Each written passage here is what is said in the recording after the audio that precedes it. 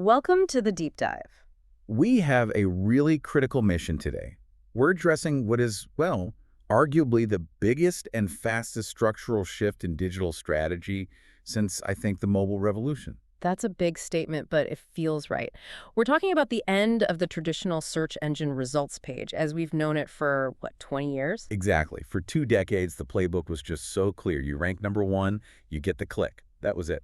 And success was measured in, pure organic traffic volume. It was all driven by search engine optimization, SEO. But that entire economic model, which is based on a user actually clicking a link, is now fundamentally challenged. It is. We are fully in the zero-click era, and it's all powered by generative AI. And this transformation, it's demanding a complete overhaul of how we even define competitive visibility. Which is why our sources for this deep dive are highly practical. We're combining guides on implementing share of voice with some really deep expert analyses on the volatility of these new ranking systems. And then there's detailed research on the metrics you need for what's called Generative Engine Optimization. So our mission today is to unpack this shift completely.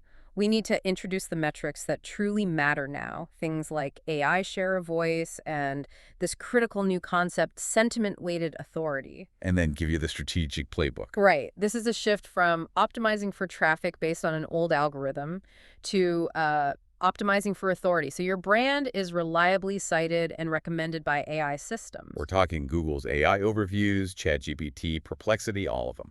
So if you want to be well-informed on where digital marketing is actually going, this is the map you're going to need. Okay, let's start by defining the foundational difference, the old way versus the new way. Let's do it. Traditional search, which, again, dominated our lives for 20 years, it basically functioned like a diligent but very impersonal digital librarian. Right, you type in a query and it just gave you a catalog, a list of books, A essentially. list of those classic blue links, yeah. And the important thing is the burden was on you, the user, to sift through that catalog to find the truth. That model is being replaced so quickly by AI search. The experience isn't consulting a librarian anymore. No. It's more like consulting a really efficient, contextually aware research assistant. That's a perfect analogy. You can ask a complex question, often just in natural conversational language, and the assistant uses large language models, LLMs, to understand your intent. And then it just generates a direct, synthesized conversational answer right there on the search results page. Think about Google's AI overviews, or AIOs. They generate that paragraph summary right above the traditional results. Or you look at platforms like Claude and ChatGPT. They aren't just presenting links anymore, they're presenting the answer. And that dramatic change in the output forces us to abandon clicks as our sole measurement. We have to adopt two new influence markers, mentions and citations. Okay, let's unpack the difference between those two, because this is really the new vocabulary for visibility. So what is a mention in this context? A mention happens when the AI-generated response names your brand, your product, or your service directly within its summarized text. And this can happen even without linking to your site. Okay, give me an example. All right, so a user asks, which project management tools are best for remote teams? The AI might generate a paragraph summarizing the top 3 options: Asana, Trello, and Monday.com. Got it. So those 3 brands just earned a mention. They're being positioned as key players in the conversation, which drives brand recognition, brand recall, but it doesn't necessarily deliver immediate traffic. Exactly. It's an upper funnel influence play, and it's being generated and validated by the AI itself. The mention drives perception and positioning. So what about the citation? The citation, on the other hand, that is the new currency of immediate organic traffic. A citation is a direct clickable link to a specific web page that the AI used as a primary source when it was formulating its answer. And how do these citations usually look? I mean, they aren't the big blue links we're used to, right? No, not at all. They're often quite small. On Google AIOs, they usually appear as these tiny numbered icons embedded right within the text. Or sometimes they're listed as a set of source cards that appear alongside or below the main AI summary. So the citation is the direct path for that user who wants to, check the sources or dive deeper into the original content. Precisely. And we have to optimize for both: mentions for influence and citations for traffic delivery. And we can't just talk about this in theory. We have to look at the data showing how quickly this is all happening. The visibility impact of AIOs is, well, it's staggering. It is genuinely sobering for anyone who's relying exclusively on traditional SEO. By late 2025, our sources are indicating that AI overviews were appearing for 30% of all U.S. desktop keywords. 30%. That's nearly a third of all searches now featuring an AI summary at the top. A third. And if you look at the mobile experience, which is increasingly where everything happens, the change is even more explosive. What are the numbers there? On mobile devices, AIO frequency experienced a colossal 474.9% increase year over year. Oh, Yeah, that's nearly a five-fold acceleration in how often these generative features are being deployed. It confirms that AI responses are just rapidly becoming the primary way people discover content. and this surge is the mechanism driving that massive increase in zero-click searches, right? If the research assistant gives you the answer instantly, your intent is satisfied on the results page. And you never click a traditional link. The implication seems inescapable. If your content isn't optimized to be cited or mentioned in that initial AI response, you are becoming invisible to a huge and rapidly expanding segment of the search market. That's it. You're not just competing against other websites anymore. You're competing against the generative answer itself. And this demands a complete reevaluation of how we measure competitive strength. Okay, so to measure competitive strength in this new environment, we have to start with the classics. Market share versus share of voice, or SOV. We really need to understand why tracking both is now so fundamental to strategic health. Well, because strategy is all about balancing your historical performance with your future potential. Market share measures your actual realized sales volume or revenue or customer count within your market. It's a report card on the past. Exactly. It makes a lagging indicator. It's focused entirely on current sales performance. It tells you where you have been. Whereas share of voice is kind of the compass pointing toward the future. Precisely. Share of voice measures your brand's total visibility and presence relative to your competitors across every public channel search, social media, advertising, and now, crucially, AI visibility. So it's a leading indicator. It is. It gauges audience perception, and it builds the momentum you need for future sales. It tells you whether you're successfully entering the consideration set of new customers. It tells you where you are going. Okay, before we apply the AI layer to this, let's just quickly review the straightforward calculation for traditional SOV. It's a simple ratio, really. You count your brand's mentions across a defined channel, let's say social media. You divide that number by the total mentions of all competitors, including yours. That's what defines the total market conversation size. And then you multiply by 100 to get a percentage. Let's walk through an example. Suppose we're tracking the entire online conversation around, say, sustainable running shoes for a specific quarter. Okay, imagine over the last 3 months, your brand generated, let's say, 2,000 trackable mentions across blogs, forums, and X. If the three major competitors in that space generated 8,000 mentions combined. Then the total market conversation size is 10,000 mentions. Right. So 2,000 divided by 10,000 is 0.20, which gives us a 20% share of voice. Now that number by itself is interesting, but what does it really tell a marketing director? It tells them immediately where they stand strategically.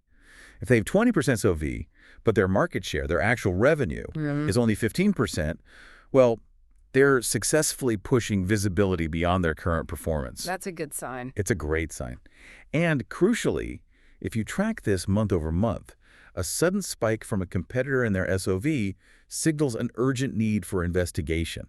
Did they launch a huge ad campaign? Did they get a viral social media mention? It drives an immediate strategic reaction rather than waiting for the next quarterly revenue report.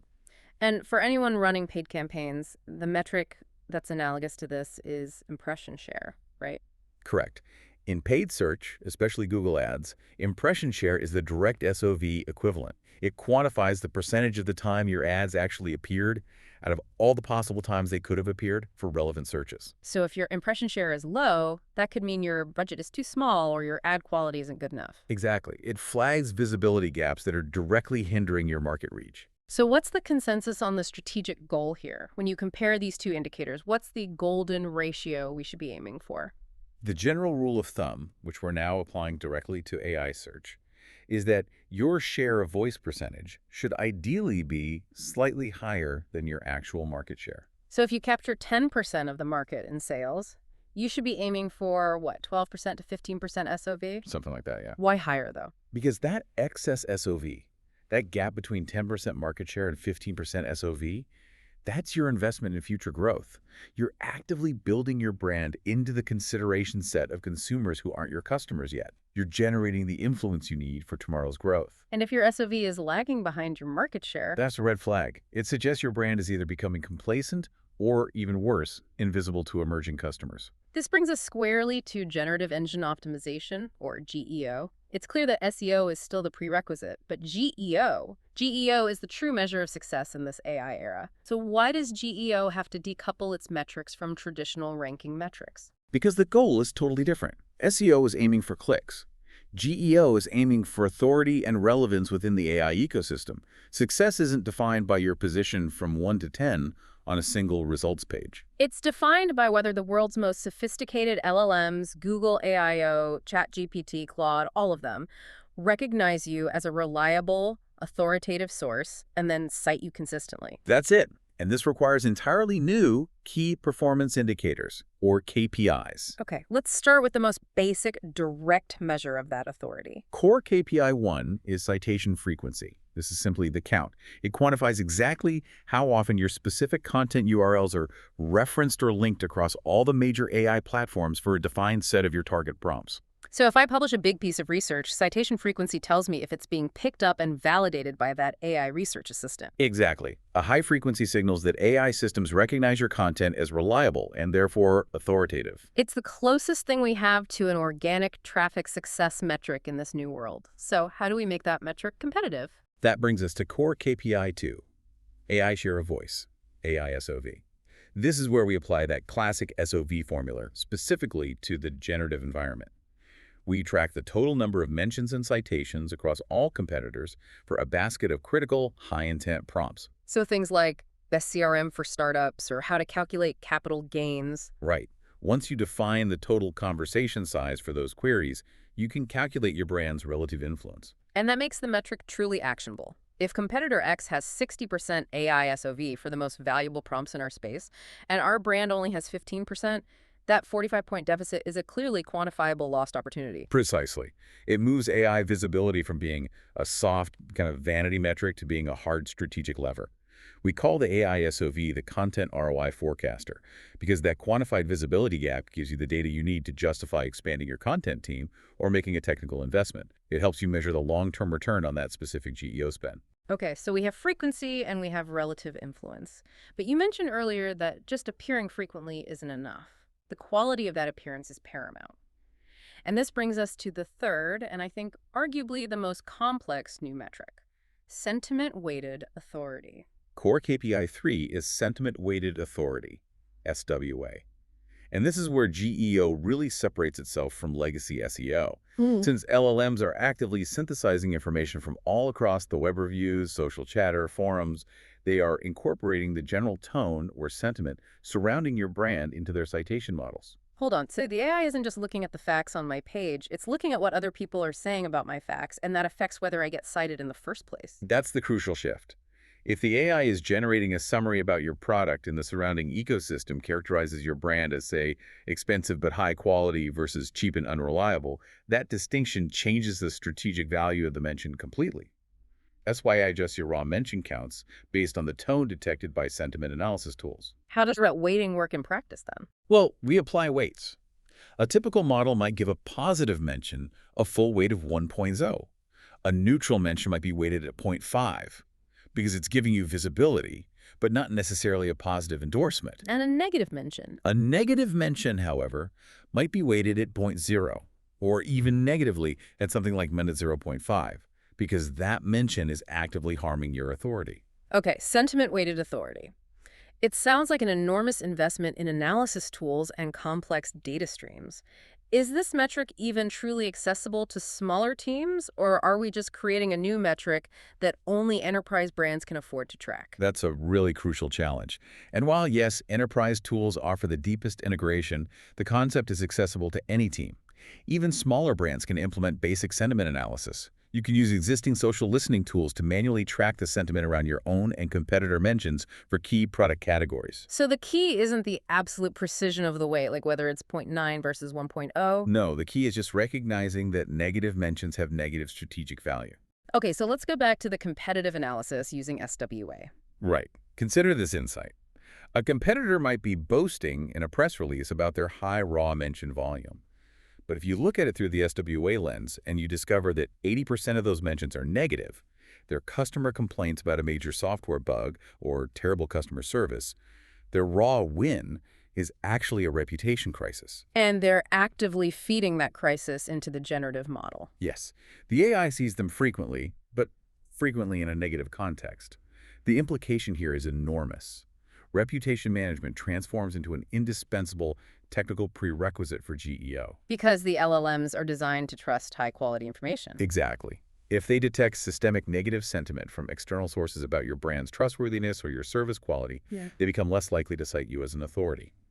SWA captures that quality-adjusted authority that raw accounts completely miss. You're tracking not just reach, but validated reputation. We've established that AI visibility is essential for authority and for positioning. Now we have to return to the click. We have to be realistic about the volume of traffic these new citations actually deliver. And the research here is truly sobering. It is. It's the brutal reality check for this whole GEO playbook.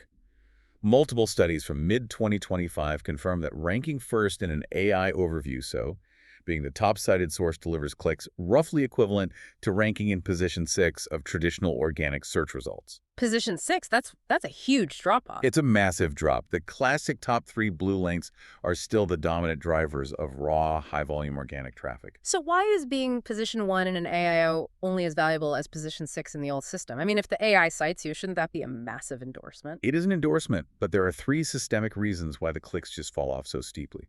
First, the foundational zero-click challenge we talked about. The AI successfully satisfies the user's informational intent right on the screen. So it removes the need to click anything. The research assistant did its job too well. It did its job too well. And second, there's the sheer visual clutter at the top of the page. Right. We call that position inflation. The modern search results page is just so busy. You've got AI overviews, multiple sets of ads, map packs, site links, all these features. This sensory overload causes searchers to develop scroll fatigue.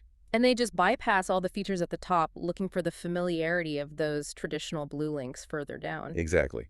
And the third reason relates to the physical design of the citation itself, which is actually working against the content creator. How so? Well, a traditional blue link gives you the opportunity to craft an optimized, emotional, attention-grabbing title tag and meta description.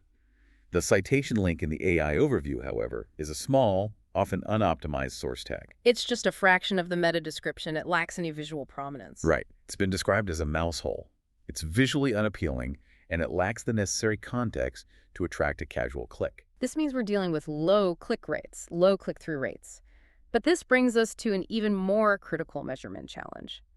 The extreme volatility of these AI results. I mean, how stable is that citation we fought so hard to earn? It is critically unstable. Our sources analyze SRP volatility using a statistical method called Levenshtein distance.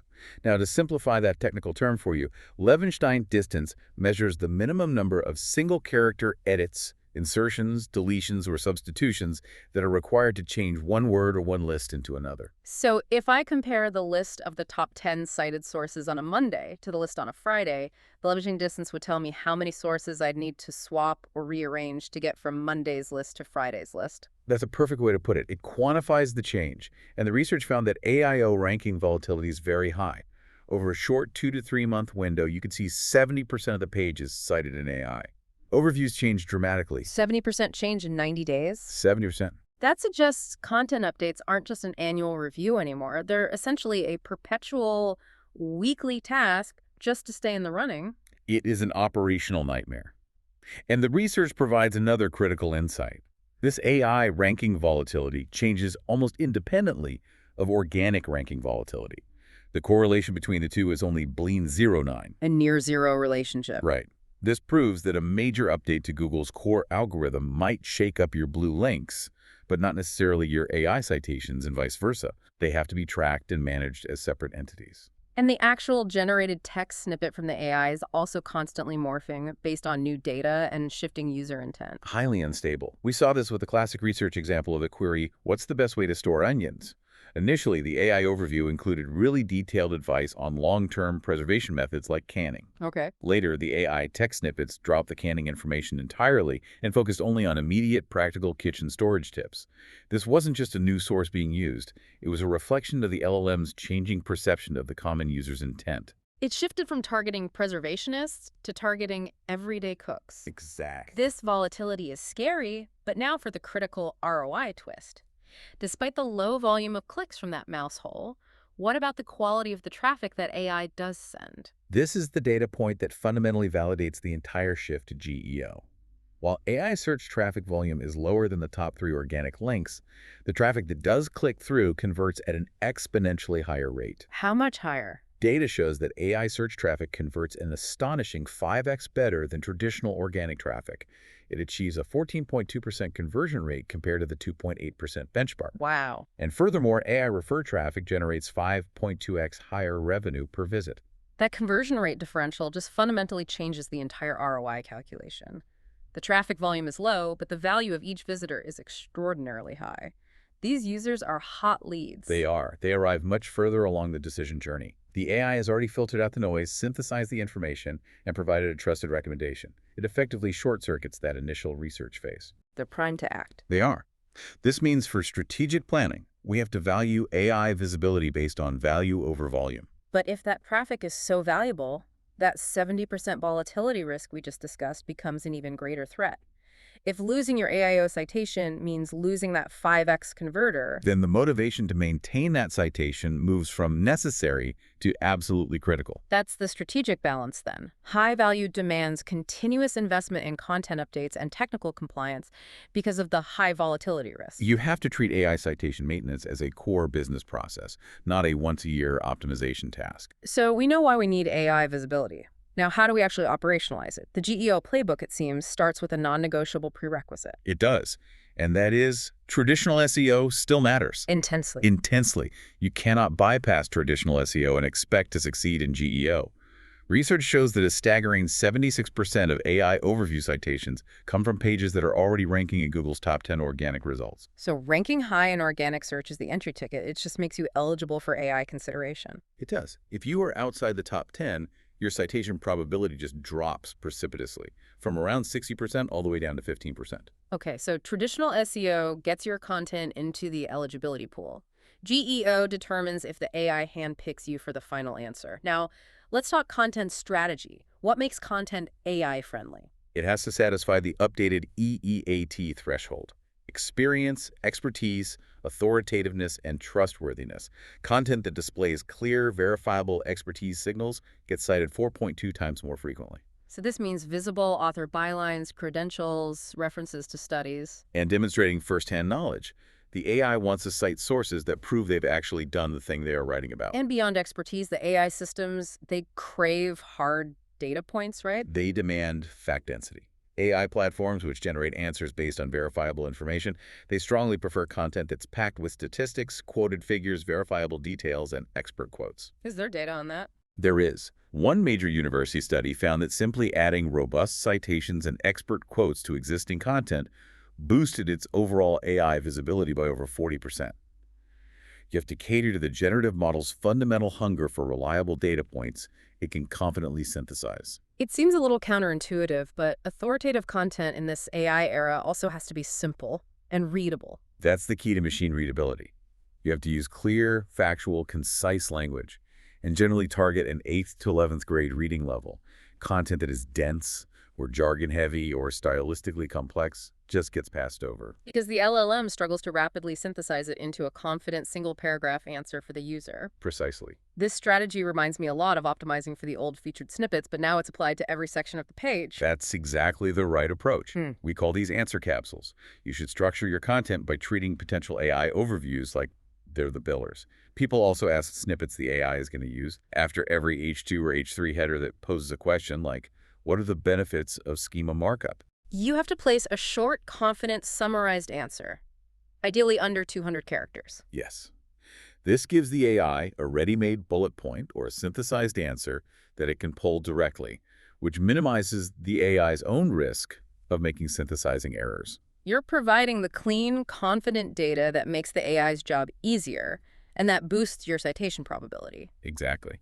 Now, regarding that extreme 70% volatility we saw, what's an actionable, proactive way to stay ahead of the curve, especially when the perceived user intent is shifting, like in that storing onions example? You need a proactive analysis loop. Since LLMs are excellent at synthesizing, you can use advanced models like Claude or Gemini to analyze your own content against previous successful AIO snippets for a query. How would that work?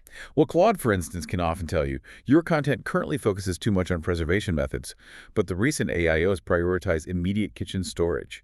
You need to update your H2s to address fast, practical solutions.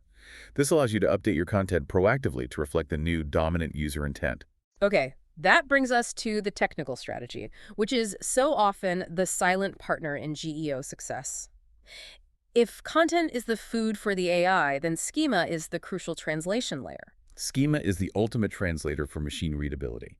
Structured data, specifically schema markup using JSON-LD format, is the programmatic bridge between your content and the AI systems. It explicitly tags and labels your content. Telling the AI exactly what it is, an organization, a review, a price point, or an instructional guide. Yes, and the data supports this technical investment in a huge way. How big? Studies confirm that pages that implement proper, clean schema are 36% more likely to appear in AI summaries and citations compared to similar unmarked content. You are feeding the AI data in the most digestible, trustworthy format possible. So what are the priority schema types we need to focus on right now to maximize GEO visibility? You want to prioritize schema that structures definitive answers and authority signals. So FAQ page schema is vital for question-based responses. It provides those answer capsules directly to the AI. And for instructional content. How-to schema is critical for that, as LLMs love to pull clean, bulleted steps into their answers. We also prioritize organization schema to reinforce the brand's digital identity and author schema, to link content to verified experts, which directly reinforces EET. And it's not enough just to include the schema code. We have to make sure the structure is clean and complete. Absolutely.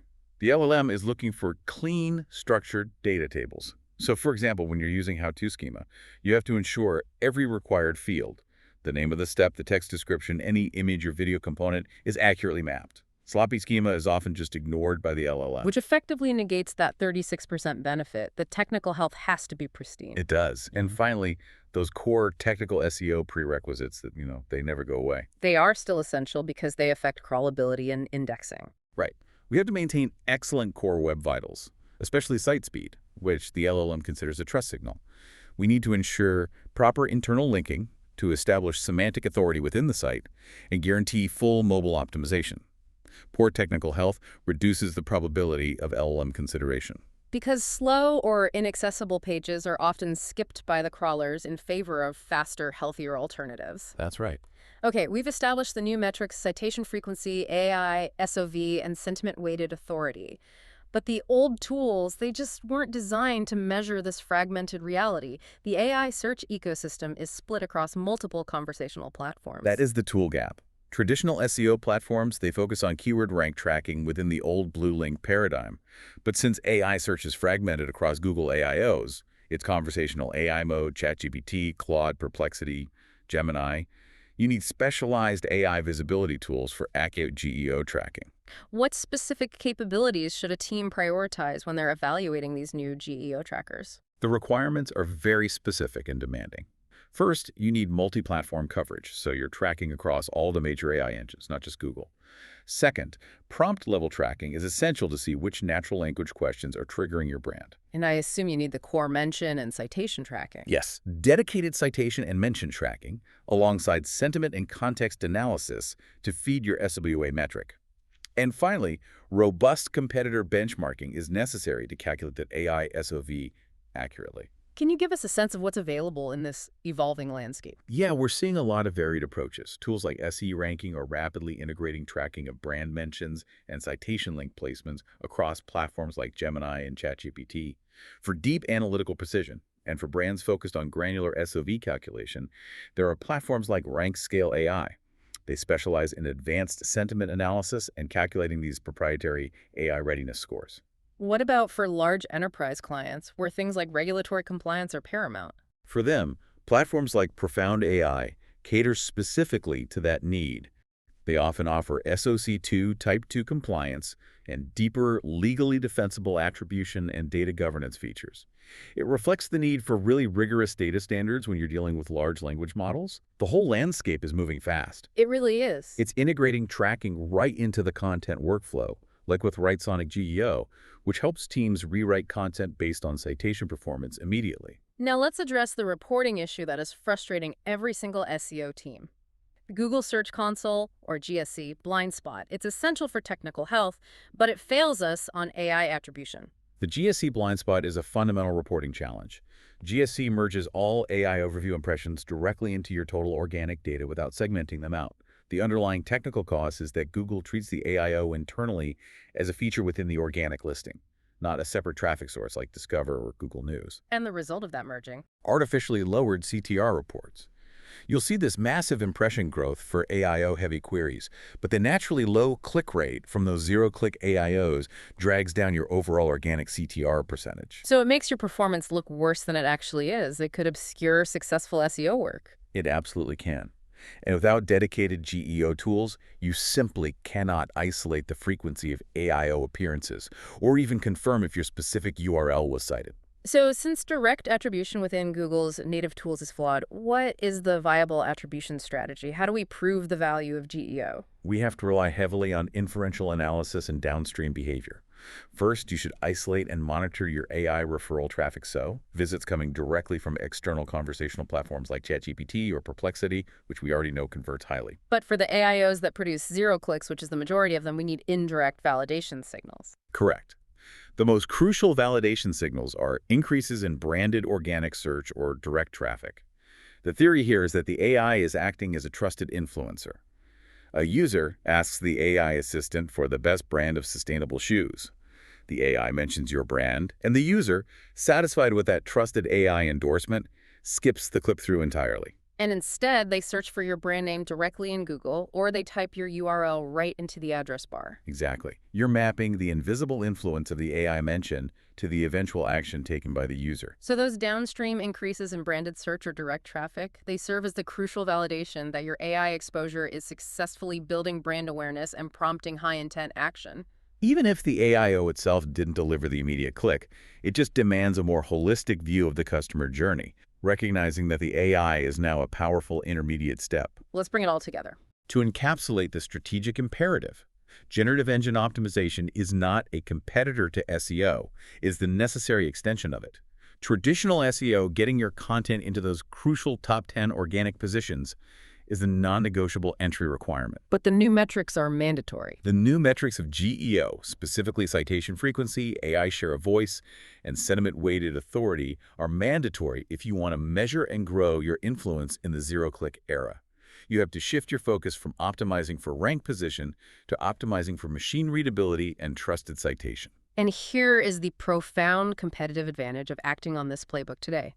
Research confirms that 97% of SEO and marketing professionals are currently unprepared for this shift to AI search optimization. 97%. That massive gap creates an enormous first-mover advantage for any organization that starts implementing these GEO metrics and adopts specialized tracking today. And if AI visibility and organic ranking are 70% volatile, and they only correlate at 0.09, we are essentially managing two distinctly different search engines at the same time: the traditional Blue Link librarian and the generative research assistant. The final strategic question for every brand is this: which search engine are you fighting to win, and are you using the right map to track your progress? We hope this deep dive provides you with the language and the framework to start that critical strategic conversation within your organization and begin turning visibility into undeniable influence. Thank you for joining us. If you want more insights like this delivered straight to you, make sure to subscribe to the channel.